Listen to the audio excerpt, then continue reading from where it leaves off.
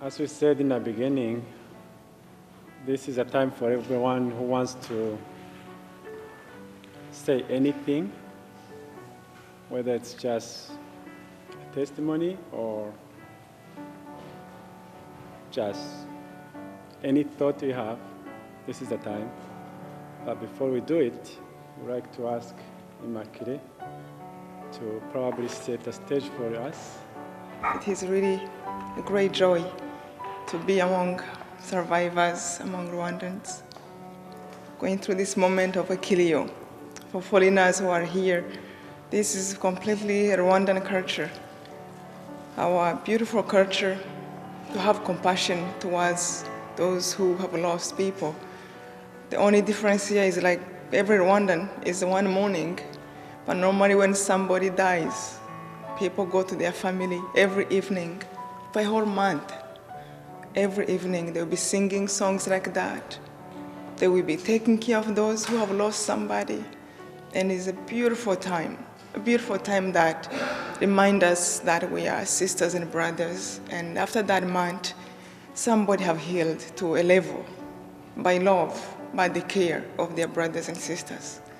And you are involved in something that is not your culture, but we are very much appreciating you being here. And we are all wounded here, as Rwandans at least. I wanted to share a little bit about what have helped me to step into healing to some levels.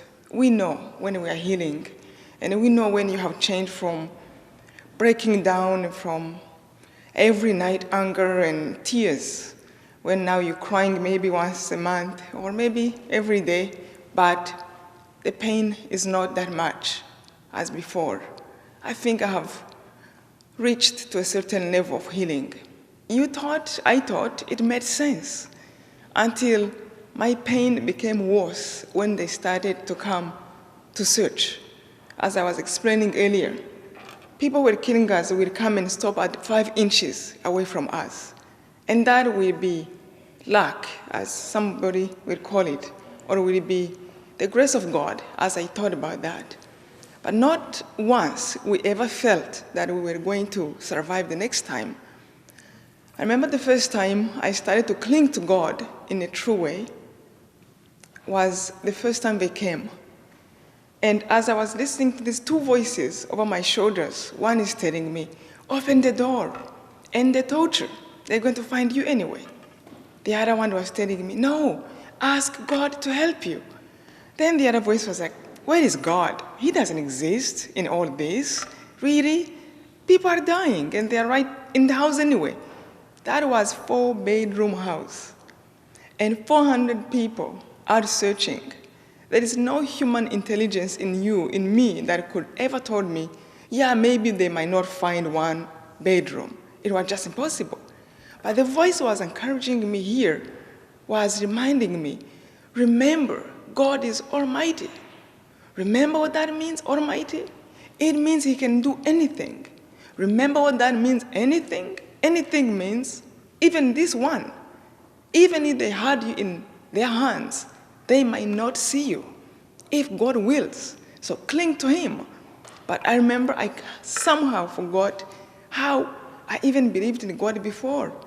I grew up in a Catholic family. We prayed in my home every day before we went to sleep. We went to church together, and it was beautiful. But somehow, God, I imagined my head or my heart was an old man who was behind the sky, who come to spank people when they do wrong and go back.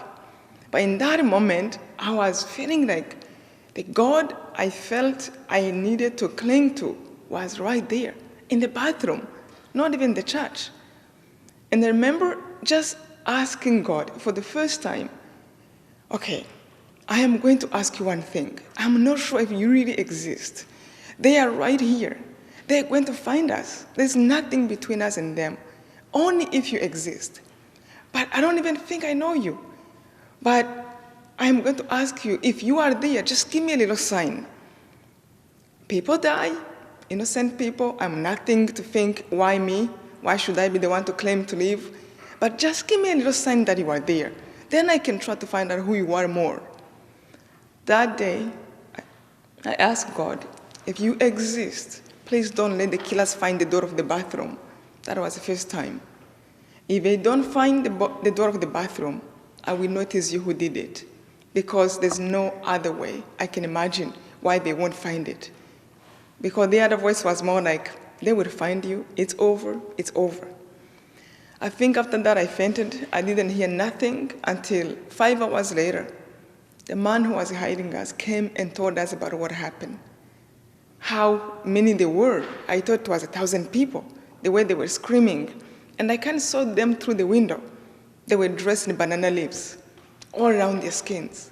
Some of them had gold horns on their head to try to look like the devil, as we see it in pictures. Where do we come from? How come are we here? How did we end up here? Why such a thing exists? Why can a genocide happen when you are a God of loving? And I felt like the answers were coming. Look in the Bible. I gave you directions. Love one another. In that moment, I realized that people who are hurting us, they truly don't get the pain we are going through. You can't tell me that somebody who killed the child, as you saw there, who believed that was an enemy, truly knew what he was doing. You can't tell me that somebody who killed a mom, babies, they used to remove babies from the bellies of their moms to kill them alive outside. What was that person thinking? They cannot get it. And it was really in that moment. Forgiveness took another explanation to me. It was to understand, as Carl was reminding us, to understand the impossible. As many speakers were reminding us, to understand the impossible, not to understand in a way that you can do what they did, but what was going through their mind. To do that, there is a blindness. There is evil that took over. And are you going to compete with that? Are you going to do what they did so that you can do more? I felt like the world was divided in two parts. A part of people like Mandela, Mother Teresa, Gandhi, people who stood up for peace and who did everything to bring truth and clarity to the situation, not to condone the wrong. And a part of people like Hitler, like Bagosora, people were causing the genocide in Rwanda. And when I understood that, I felt like Jesus was asking me, where do you stand? On the side of the people who are killing and revenging and give them more? Or on the side of those who will stand up for peace and who will do something about it? Like this today, as you put an event together today, so that a horrible thing like this will not be forgotten, so that it will not be repeated. There is a much greater reason why we did this today. It's not just to silence them. It's to remind the world, please, there's such a horrible evil. We must learn from it, more than covering it, and give reasons to those who are doing things like that to keep doing that. But that was the huge healing for me, to understand what was in the mind of the people who were killing us, and to understand that I do not have to compete with them. And that alone, I can't tell you how it just helped me. It was almost like a huge luggage was lifted from my shoulders. They were not the evil people. And I think that's why our country is trying so hard to talk to people who have taken part in the genocide. That's why Gachacha is possible, because there are more people who have understood. People do change. People are truly good at heart deep down, but people get misled. People get blind. And those people in those blindness, they need to be somewhere. Somebody needs to teach them. I had a dream one time of my brother who died. Damasen, he went to school with Father Mazarati. Actually, they have a picture in my book together playing basketball. I had a dream after the genocide about a month and 2 months later. I still cry to this day, remembering my people. But the pain is not the same as when I was angry, and I just wanted them to get, to be in pain too, to suffer. The pain is more about missing them, hoping and praying that they are just in a good place, and hoping that I can carry their legacy, that I can carry their lessons, their lives, and they can live forever. One brother came to me in my dream, Damasen. It was 2 months later after the genocide. I will be crying. It will hurt so bad. I didn't know how you can live without your mom again, your dad. I mean, forever, ever. Do even these people who killed know what they have caused us? The pain to never see them again? This is not slapping. This is dying forever. You will never see them. So one time my brother came to my dream. I remember he was standing on the sky, and that was the grace of God to help me to heal. He was standing on the sky, beautiful. I mean, it was bright, brighter than the light of this camera. And not even a dust can touch them. Like their skin were beautiful and beautiful like a baby's. I mean, more than it was before. And there was my whole family behind my brother. My brother was my best friend. And they were all looking at me smiling. And where I stood on earth was a place where it was dirty, it was wet, and it was dark. And the only light that came to me, that came from them, it came from them, from the sky, from this up to my feet, in a dream. So my brother came in front. I remember he had on a blue jeans, but very nice and beautiful, and a white shirt, that very bright too. And he was smiling, happy, but not laughing big. I'm like, what happened to him? Look at him, he's so happy. And he came in front, a few steps away. He said, I wanted to show you where we are. And I screamed to him, I said, never come here again. You stay up there. And he smiled again. And I started to sing a song called, in the Rwanda, Mwami Shimirwa. Mwami Shimirwa, Mwami Shimirwa, Mwami Shimirwa, udukunda, byahebuje Mwami Shimirwa. For me, in my life, when I was hiding, I never once accepted to die. I kept shouting to God, please don't, please don't. I just don't want to die like that. But even in dying, God was there. And he made it possible for our people to accept it in peace and to go, knowing that they're going to a paradise. Hold on to God. For those who pray, please make it everyday task. It is where we belong. Don't forget to eat, and don't forget to feed your soul. There's so much healing, but especially by taking it seriously. When you say our Father, truly mean it. It means our Father. Our Father. You mean the Father of the killers? You mean the Father of everybody? The angels and everybody? Sadly, he is. And he loves each one of us, including those bad ones, more than our own fathers love us. What that means. And remember, he have told us, trust. And for those who believe in me, all things work together for the best. And ask yourself that question. And if you ask, it shall be given. It is the words I kept reminding God in the bathroom. Jesus, you said if we ask, shall be given. I am asking. The devil will kill it. Stop asking. But you say so. Hold on to those promises. And we have everything. Thank you so much for sharing again. I'm really, really honored to be here.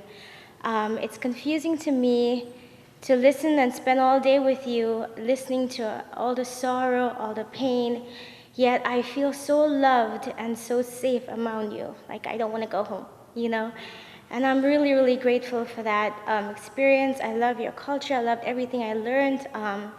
You guys are so giving. You're so thoughtful to prepare a meal. Not just snacks, it was a meal, and just all the little things involved in putting this together. It really reflects your heart, really reflects how much you're giving and you're serving. And Consuelo, I don't know if you're here, but I absolutely adore you. There you are. You are so beautiful. Your story inspired us so much. You're so full of life. And I mean, so many others, I know that probably didn't all have time to share, but you guys are just amazing. God made amazing people in Rwanda.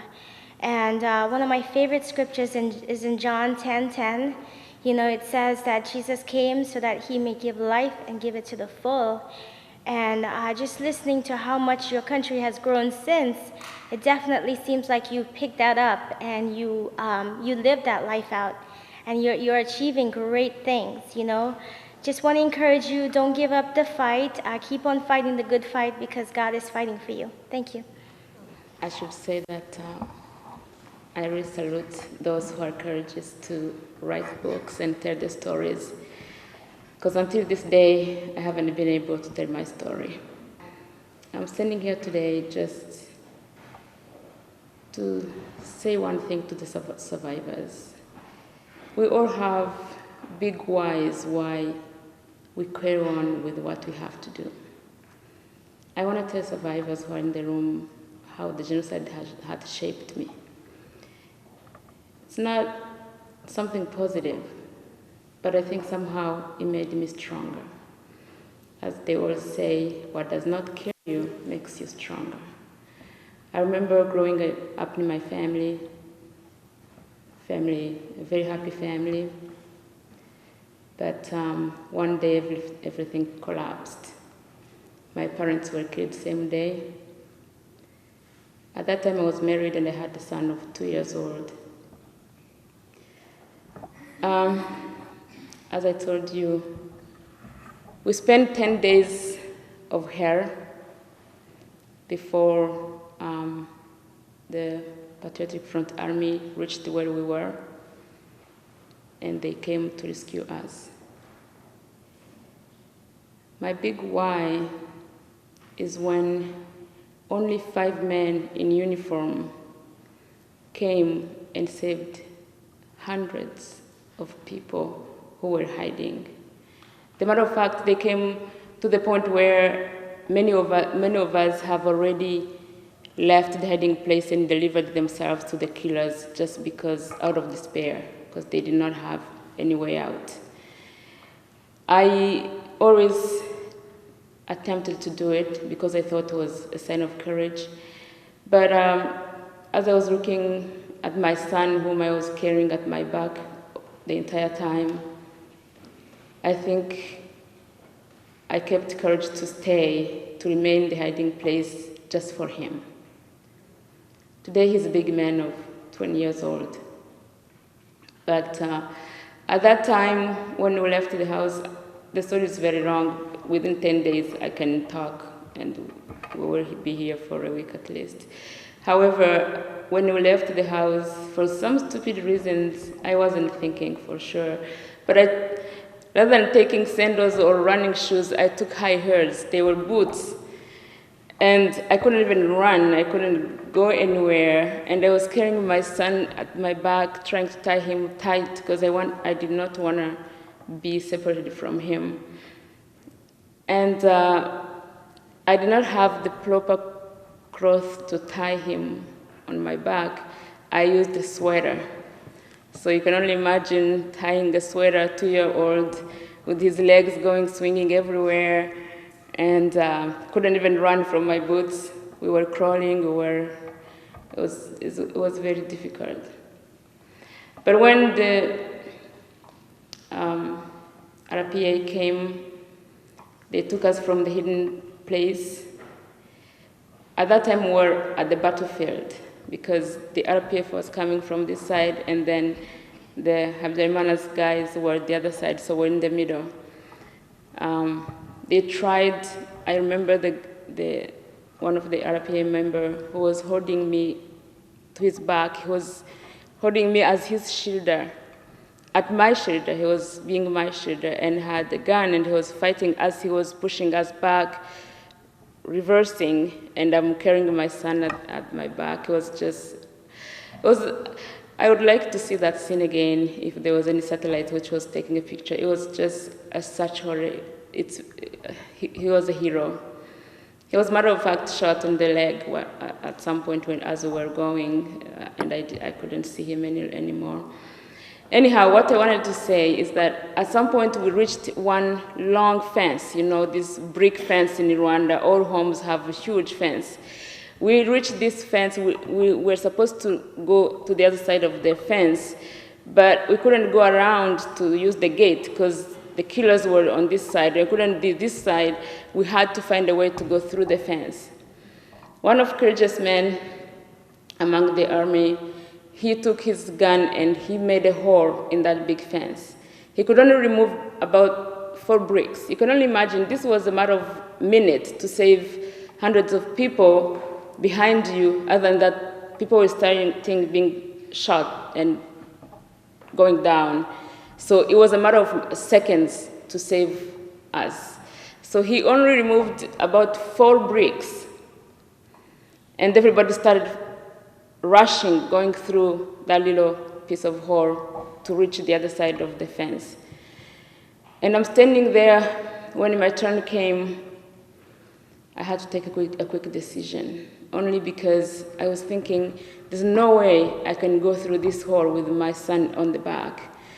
On the other hand, I couldn't untie him from my back because I did not want to leave him behind nor give him people at the front of me because I was afraid to be attached to him.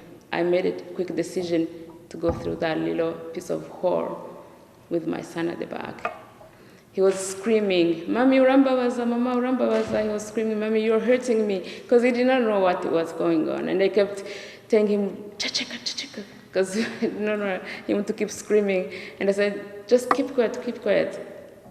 But I want to tell you, I was able to go through that little piece of hole. Until this day, I don't know how I did it. So when I tell you the big why, every time one time gets tough on me, I think that day, and I think, if I could do that, there's nothing else which can stop me reaching out to what I want to accomplish. That little small thing have been holding my life together. All the successes that I can count today, it's due to that moment. It took me a few seconds to take a quick decision just to do something I would never do in normal life, but it has saved my life because many times I feel like giving up. But when I think how I went through this little piece of hole, and when I think about this young man who was shot in the leg just trying to protect me, I feel I owe him life. I say, I have no reason to give up. So for the survivors in the room today, please find a reason why, your big why, you have to hold on life. One small thing I'm going to say, I lost many people in my life, in my family, people who were very close, dear to me. But tonight, I will ask you to help me to remember the young ones in my family. I lost about 6 nephews and nieces who were ranged in the age of 8 and 18 months. My sister lost 4 children. Her oldest was 8 years old, and I was her godmother. She always called me mommy. Until this day, I feel like it's my own child I lost. The son of my brother, a little bit prior to the genocide, life was very tough. Actually, we had to go hide in some place in Butare. But then my holidays finished before the genocide started. So 1 week before the genocide, I had to come back to work in Kigali.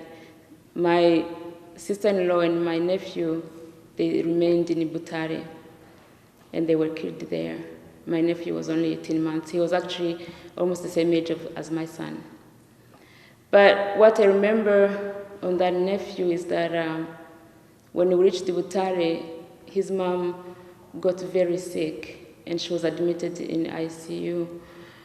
And they was giving her an IV with some strong antibiotics. They said she couldn't nurse him. And because our sons were almost same age, she asked me, she said, Chantal, since you have so much milk, can you breastfeed both of them, my son and my nephew?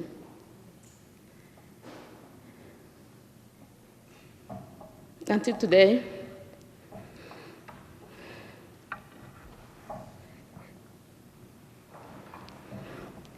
every time that I see my son, I see Crispin holding the other breast and my son taking the breast. And sometimes I wonder what this little angel has done to deserve what happened to him. My other nieces and nephews, they were killed actually in Butare, same village, in Nyanza, same village as the fellow who spoke earlier. They were at the grandparents. In that family alone, there were 12 grandchildren. They were killed on Sunday, April the 10th. And when the killers came, their grandma asked them to dress well because they were going to church. 12 children from the age of 6 months to 12 years old. And the children took their balls, the little balls, matenesiabo, and the other toys. They were happy. They took off, thinking that they were going to church. But when they reached the roadblock, there was a big hole, mass grave, prepared for them.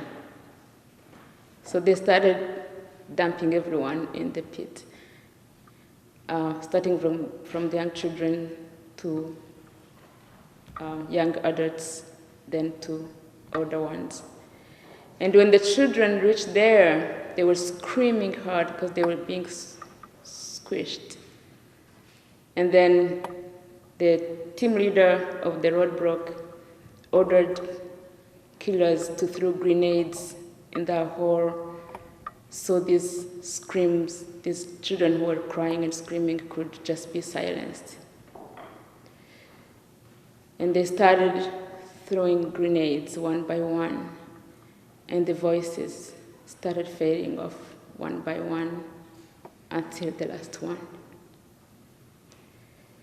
Today, as much as I still grieve for the adults who died, but I pretty much think of those children.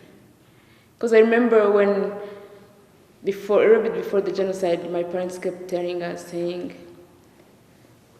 everything we do, we will die. They will kill us. My dad was just clear that they will kill us, because he saw how things were getting together. It was the same thing that what they went through back in the 60s. So he kept telling us, no matter what we do, we will die. So we knew, as adults, we knew that we were dying because we were Tutsis. But how about these young children? Why did they have to go through this? And what was going in their minds? And my son, until this day, he keeps telling me, Mama, they even killed, there was one of his cousins we called Kibondo. His name was Mutabazi, but he had a nickname Kibondo. They even killed Kibondo, even Nina, even Petit. Those are the words which goes through him every day, every day. I know he has his moments of feeling sad, but I don't even know how to help him. That's why I call upon, and I'm a counseling by profession, but I still can't support him myself. And I know how much our children are suffering today, trying to understand what has happened and why. So, as Rwandans, we have collective task to support our children so they can at least be able to go through what is raising their minds as many questions with no answers. And one of the ways you can do this is to keep encouraging them to take part of memorials, That's why I take my time and go to their schools during the history classes and talk to the classmates, so at least they can feel supported and comforted by people who understand. So I will ask all of you and challenge you to keep telling our children, try to explain, try to expose them, because exposure is one of the healing process. Thank you everyone again. As I said, I keep giving pieces, but I'm hoping that time will come where I will be able to tell my story entirely. Thank you. I am so thankful first to that community that organized this event. That's my first year being in the United States. But last year, I was not able to be with other Rwandans to commemorate the genocide. So the genocide happened when I was 9, and I didn't know what was happening. But after the genocide, I realized that something happened. I'm here to say that I'm proud to be Rwandan today. I'm very proud. In the genocide, I was told to tell everyone that I meet that I am a Hutu. And I remember that there is a family of who was a friend, that was a friend of my family. They told me to wear banana leaves here, showing that we are farmers, means that we are Hutu.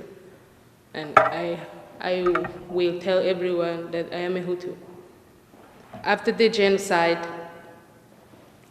I didn't want to be a Hutu anymore, but also I didn't want to be a Tutsi, because I was seeing the sorrow among Tutsi, the shame among Hutus, while I was hoping that I was called Umutwa, kuko numvaga ari byo byampa amahoro.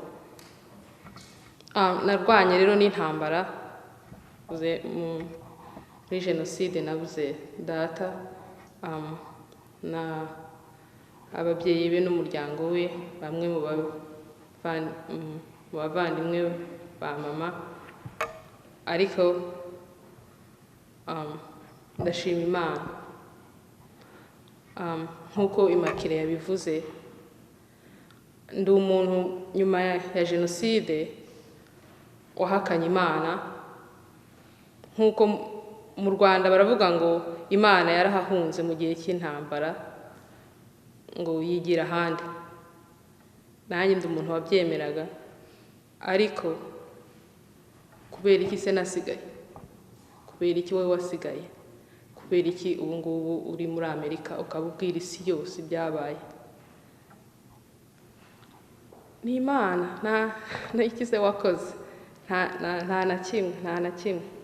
Ndibuka ababyara banjye bari aho twishe, baraza barabatwara, bari abakobwa babiri, barabica. Kuko yashatse kumpa umupira, umwe yashatse kumpa umupira yari yambaye, ariko ndavuga nti oya, utware umupira n'uwawe. Ati n'ubundi se ko bari uwunyambure wawiyambariye. Ndamubwira ariko umupira n'uwawe, bawukwambure n'ikosa ryabo, njye ntabwo nawambara, kuko barawumwambuye, ariko nakundi. Njye rero nshima Imana cyane ku buryo navuye muri Nebraska, ntabwo ari hafi cyane, ariko numva natsinze igitego, kubera ko nageze aha ngaha nkaba nshobora kubabona, nkaba nshobora kubona Abanyarwanda bangana barya. Mu mujyi mbamo n'igihe mwirabura jyenyine uhaba. So numva nagitsinze. Nagira ngo rero babwire yuko dushobora kwiyubaka bigakunda. Nuko mama wanjye ariho, nagize n'amahirwe menshi yo gusigarana abavandimwe banjye, ariko yarambwiye ngo ntukumve buri gihe yuko uri vulnerable. Yarambwiye ngo niwumva uri vulnerable n'abandi bazakubona kuri vulnerable, kandi iyi si ntikeneye abantu bari vulnerable, ikeneye abantu b'abanyengufu. Niba uri muri societe ukeneye kugira icyo uyimarira, ntabwo uzahora uteze amaboko. Niyo ntambara ndwana buri munsi yo kubaho, nkabaho kandi nkomeye, nkashaka gukira. Ntabwo nzaheranwa n'amateka, ahubwo nzayigiraho kugira ngo ejo hanjye hazaza hazabe heza. Murakoze rero cyane kumpa uyu mwanya. I thank you, Brian, for taking your time to come here. He's from Nebraska. He has been asking a lot of questions about my country. Many people in Nebraska don't even know about Rwanda. So usually I have hard time to ask. So we heard about Hotel Rwanda. So are you a Tutsi or a Hutu? And I say, I am proud to be a Rwandan. Being Hutu or Tutsi doesn't make any sense for us. I am Rwandan. So, thank you so much again. Ndangize mvuga ngo kubagira biranyubaka. Murakoze. I cannot summarize what she said in 1 second that I have, but I think the essence of her message was, let's learn from our history to build a brighter future. Gatete has asked me to share a poem, Horanguhoze. Allow me to console you. I cannot translate a poem from Kinyarwanda to English, but this is for Rwanda. I'm trying to talk to my mother country, to tell her that what she experienced as a parent, looking at her own sons and daughters, butchering her own sons and daughters, is unbearable. But we're here to console her. Horanguhoze. Basanze mu cyunamo, nturutse inyabuhanzi mu misozi y'ubuhanzi, mu bahanga mu guhanga, mvuka kwa rugasa guhunga, onda zirya rugasa guhunga, ntabariye ntaho ndende, urwo ni urwa Gasabo rw'imisozi miremire n'ibibaya bibereye irora, rwatembaga amata n'ubuki, rwikuza imivu n'amaraso y'abato barwo. Horanguhoze. Horanguhoze uhare guhogora, guhugahuze guhumurize, uharire iyaguhanze iguharire amahwemo, iguhumuriza amahundo. Wahuye n'abahunga baguhunga igihunga, bihugika amahanga baguhanga amahamba, biharira abahungu babahimba ibihuha. Abahanga barahuruza ngo bahinde iryo hururu, bene ihanga barahurura baharanira amahoro. Ntibaheza biheza, amahana arahanurwa. Guhoze ruhugukira mbere, guhuze ruhugukira birwi, guharire irya ruhara guhunga, ushyire mu maboko y'abaguhanze. I wrote this poem in 1999. I was in high school. I actually cut it short because we don't have enough time. But for those who don't speak Kinyarwanda, again, I wanted Rwanda to know that even if she was betrayed by her own sons and daughters, she was also saved by her own sons and daughters. And we should be here, we should fight to console our mother forever. So with that, I would like to use the same message to console every Rwandan, survivors and non-survivors, for our losses. Let's come together, let's stay together, let's hold each other's hand as we rebuild our lives. I thank you again on behalf of the committee. This is, I don't think we, as we were planning this event, really imagined that we could have a touching, an educative, a memorable day like we have had. And I thank each and every one of you because you made it happen. God bless you. Before I give a blessing, a final blessing, let me make just one point. Somebody asked me in the audience, how comes, Father, you didn't go to Mass today?